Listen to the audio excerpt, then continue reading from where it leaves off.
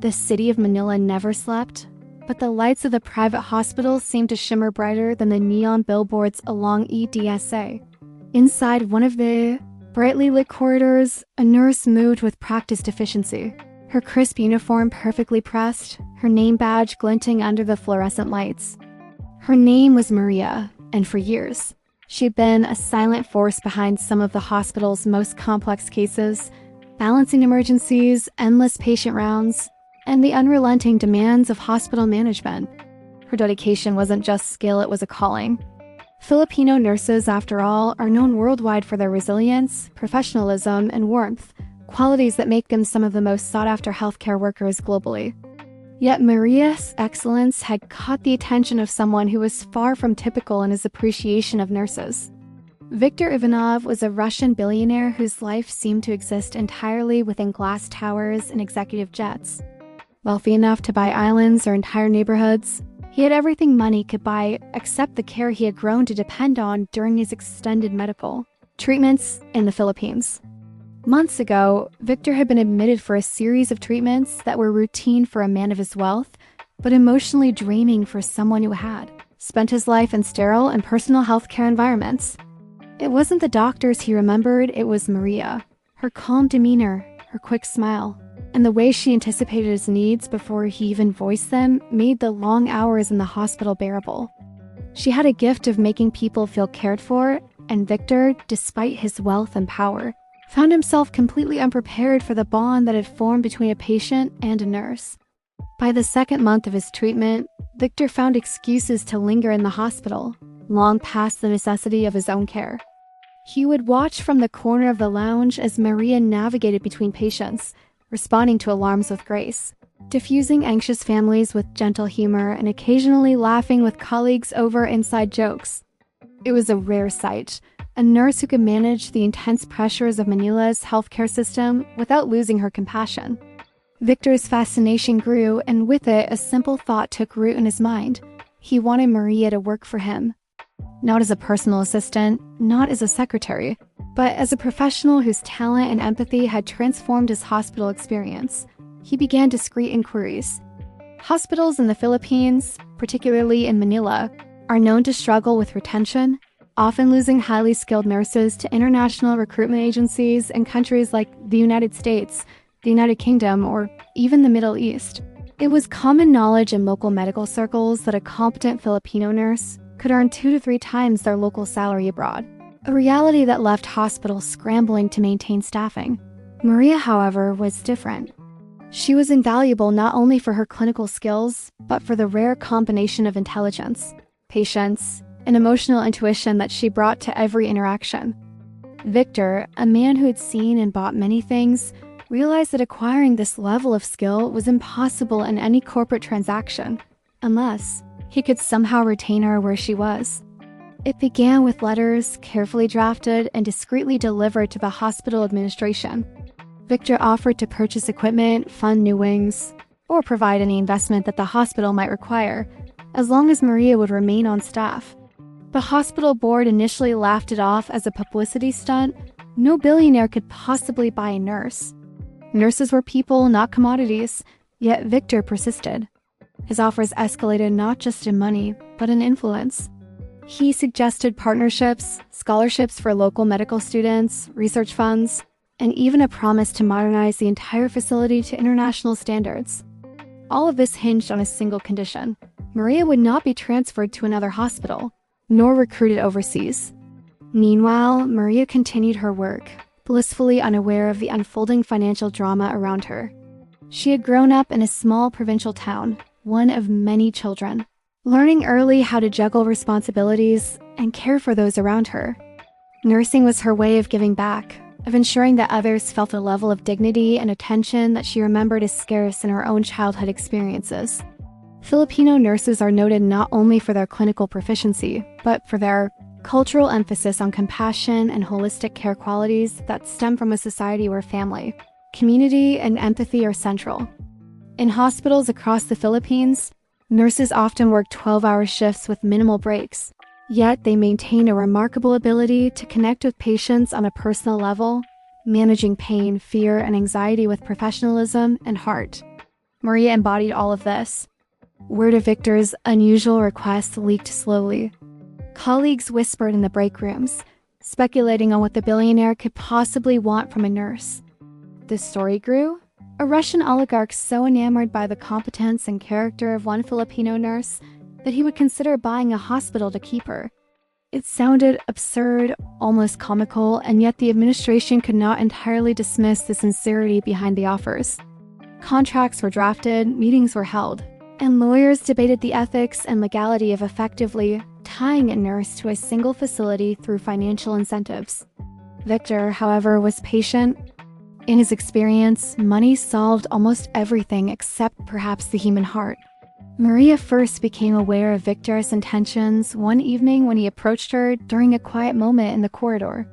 She was folding patient charts, humming softly, oblivious to the drama surrounding her. Victor smiled, extending a hand that had signed more million-dollar deals than she could imagine. "Miss Maria?" he began, his Russian accent thick but deliberate. "I hope I am not disturbing. I simply wanted to tell you that your work, it is extraordinary." Maria blushed lightly, a mix of pride and embarrassment. "Thank you, sir. I only do my job." "No, it is more than that.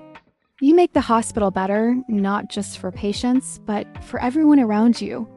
I would like to ensure you continue your work here." Maria blinked, unsure how to respond. She had heard compliments before, but never with such intensity or seriousness. "You mean the hospital?" she asked cautiously. "Yes," Victor replied. "I am prepared to invest in the hospital to fund expansions, new equipment, training programs, anything necessary. My condition is you remain here.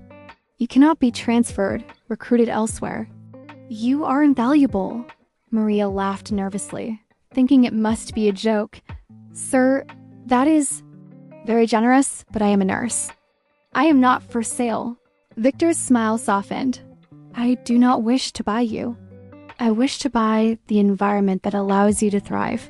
But if that means investing in a hospital to keep you here, I will do it." Her colleagues overheard snippets of the conversation and gathered around, whispering incredulously. The mix of admiration, amusement, and disbelief was palpable. A billionaire, willing to pour millions into a facility not for branding or expansion, but simply to retain one nurse, was a story that would travel quickly through hospital corridors and social media alike.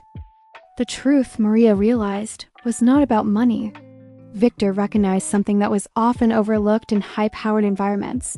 Skill combined with humanity was rare. Filipino nurses consistently demonstrate a combination of technical skill and cultural empathy that makes them highly respected internationally, but often undervalued locally. Maria's ability to anticipate patient needs, manage crisis calmly, and maintain a positive demeanor in the face of exhaustion was something Victor could not replicate with money alone. Months passed, and the hospital slowly transformed. Victor funded renovations, introduced training programs, and established scholarships for nursing students from underprivileged backgrounds. Maria noticed improvements in equipment and workflow, which allowed her and her colleagues to work more efficiently. Patient satisfaction rose, staff morale improved. What had started as an attempt to retain one extraordinary nurse turned into a systemic upgrade that benefited hundreds. Victor, however, continued to visit, maintaining a keen interest in the daily routines of the hospital. He was fascinated by Filipino nursing culture, the way nurses manage families as much as patients, the way small gestures of care can transform anxiety into comfort, the way humor is used to diffuse tense situations. One day, he asked Maria to explain why Filipino nurses seem to handle emotional stress better than his staff in Moscow. Maria thought for a moment. "We grow up helping others. Family is central. We learn to be patient, to notice small things. It is part of our culture." Victor nodded, impressed. "It is remarkable. I've seen wealth, technology, and expertise, but nothing compares to what you offer naturally." Their interactions remained professional, but Victor's admiration was clear. The media picked up on the story. The Russian billionaire investing millions in a Manila hospital simply to retain a nurse became a viral sensation. Articles highlighted the global demand for Filipino nurses, noting that thousands leave every year for better-paying jobs abroad, yet many return home, drawn by family, community, or a sense of duty. Maria became an inadvertent symbol of Filipino nursing excellence, and the hospital a case study in how investment and respect for healthcare professionals could improve outcomes for staff and patients alike. Maria never let the attention change her. She continued her rounds, treating patients with the same patience, empathy, and efficiency as before. But she noticed small changes: better equipment, more staff breaks, improved patient facilities. She began mentoring younger nurses, sharing techniques that had been passed down through generations of Filipino caregivers, small touches like remembering family names, adjusting bedside conversations to cultural sensitivities, and using humor to ease fear. Victor's investment did more than keep one nurse in place. It created a model for sustainable healthcare improvement. Filipino nurses were celebrated not just for their skill, but for their ability to transform the emotional landscape of a hospital. Maria's dedication, amplified by Victor's resources, became an example of how valuing people, not just profits, could achieve remarkable results. One evening, as Maria finished her shift and prepared to leave, Victor approached again. He handed her a small folder. "I want you to see the new training program we developed," he said. "It is modeled on your methods. I hope it will inspire future nurses." Maria smiled genuinely. "Thank you. I hope it helps. We all want better care for our patients." He nodded. "And for you too. You have changed this hospital more than anyone could imagine. You deserve that recognition." As she walked home that night, Maria reflected on the strange chain of events. A foreign billionaire had entered her life not to buy her, but to invest in her world, recognizing that excellence, empathy, and dedication could not be measured in dollars alone. The hospital was better, her colleagues were happier, and patients received superior care. She thought about Filipino nurses across the country, many underpaid and overworked, yet performing miracles daily. Perhaps this story would remind the world that healthcare is about humanity first. In a city known for chaos, traffic, and noise, a quiet lesson emerged. Extraordinary talent and heart cannot be bought, but they can inspire others to invest, respect, and uplift. And sometimes that investment comes from the most unexpected places: a billionaire recognizing the value of a nurse, a culture that prizes empathy, and a single Filipino woman whose dedication quietly changed lives.